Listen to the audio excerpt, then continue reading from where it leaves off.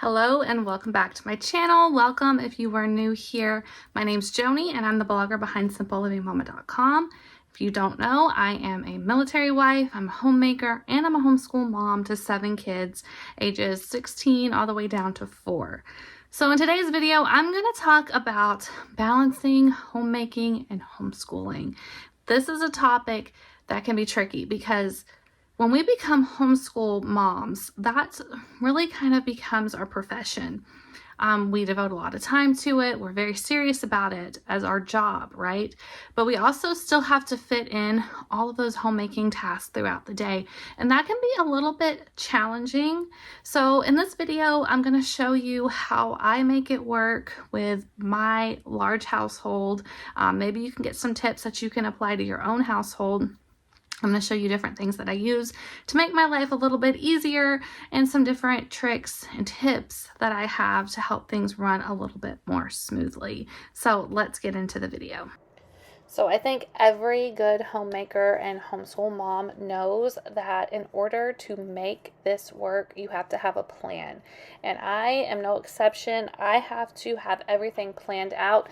And this is my Homemaker's Friend daily planner that I use to help me get everything kind of just dumped out and planned. So I will normally go through and write down every single thing in the monthly section that we have going on for the month, appointments, extracurricular activities, anything that we're doing outside of the house. If my husband's going to be off on a certain day, I write all of that down in the monthly section of this planner. And then at the beginning of each week, I will go through and I will write down all of the tasks that I know that I have to get done. And then I will fill in what I want to get done for each day. So if we have an appointment outside of the house, I'll write that down. I will write down if I want to get homeschool done, what part of homeschool I want to get done, and all of that. So it all starts with the plan. That also includes meal planning. So one of my biggest tips is to keep your meal planning as simple as you can. Now, what we personally eat throughout the week kind of changes depending on our season. I am very much in a season right now where I need very simple meals. I also use my Clean and Organized Home Binder to house a lot of information. This includes my master grocery list. So this is like a huge list of everything that I'd like to keep on hand in our fridge, freezer, and pantry. And I'll go through that whenever I'm making my grocery list and see what we need to stock up on. So here is a look at favorite recipes. I like to write those down. And like I said, right now I'm in a season where I like to keep everything simple. So most of our evening dinner meals consist of very easy things: meat, starch, vegetables. Super simple. Right now in this video, I am preparing a corned beef and cabbage recipe. It's a fairly inexpensive meal, something I always make on St. Patrick's Day. It's also good any other time. Super easy to make in the crock pot. You basically just throw everything in the crock pot. I use potatoes, onions. If I had carrots, I would have thrown those in, but I was out of carrots. Plus the corned beef and then some water over the top. After it cooks for several hours, and you add in your cabbage and let all of that cook down as well. Shred up the corned beef. Super simple and delicious meal. So back to what I was saying. Keep your meals simple. That includes your breakfast, your lunches. If you need to make you a list of all of the things that you would basically prepare, so that way whenever it comes time to actually meal plan and grocery shop, you don't have to think as much because you already have a list of what you need, then I definitely suggest that you go on ahead and do that. So here is a look at the meal once it's all finished. Turns out super good. I like to serve it with some cornbread.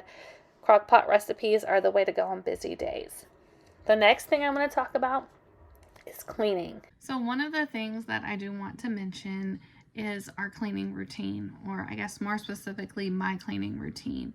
So several years ago, I actually created like a full-on cleaning calendar and a cleaning routine, and I set it up in a way that you did one zone cleaning task per day of the week, not including Sundays, one basic task, like a weekly task each day of the week, and then your regular daily tasks, things like laundry or dishes or just general tidying up of the house. And I like that calendar, and I think it works really, really well if you are at home during the week most of the time. I have found that with our current schedule, I am running out of the house multiple times a week, and I'm not home as much as I was when all of my kids were little. Like nowadays we have therapies and different things going on that make it difficult for me to do that kind of cleaning every single day. So I've kind of adjusted it a little bit. Of course, we still keep up with the daily tasks. And it's very important to note that I don't do all the daily tasks by myself anymore. I have multiple children who are capable of doing chores, which is something that I'm going to talk about as well. But so, we do keep up with those daily tasks every single day for the most part. And then for like the weekly task, I knock those out in an afternoon when I know I'm going to be home for pretty much the entire day. Right now, that's typically like on Thursdays. So I'll spend Thursday just kind of doing a house blessing hour or so and doing mopping that needs to be done, vacuuming, dusting, all of those things. And then sometimes I do have time to work on my zone cleaning projects, which are the deep cleaning projects. So like deep cleaning the fridge, deep cleaning some cabinets, different things like that. And I have all of those things listed out on my cleaning calendars if you're interested in those. So that's kind of what it looks like for us right now.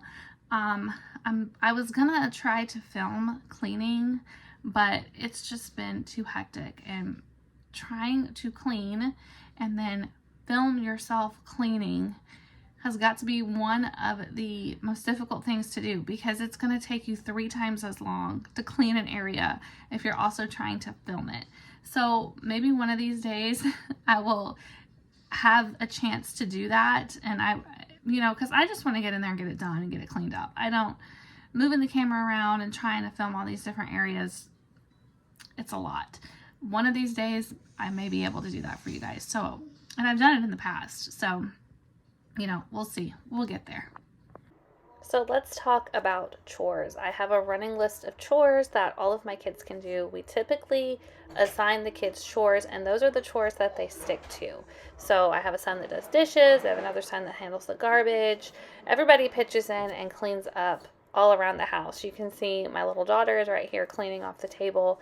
It's just, the house belongs to all of us, so we all definitely need to be helping with it. Okay, so let's talk a little bit about homeschool planning and how we make all of that work. So I have everything set up in like a timetable of when I want things done. We are home a few days a week, and then other days of the week we're having to run out the door. So I know that on the days of the week that we are going to be home for sure, I want to get as much done as possible. We're going to try to have a good morning time session. We're going to try to get history done, and we're going to try to get science done. On the days that I know that we're going to be super, super busy, I like to have what's called a minimum homeschool day. So there are certain things that have to get done for me to say, yes, this was a decent homeschool day. And it's very simple. It's math, it's language arts, and it's reading of some sort. And that can even be with the Yodo player.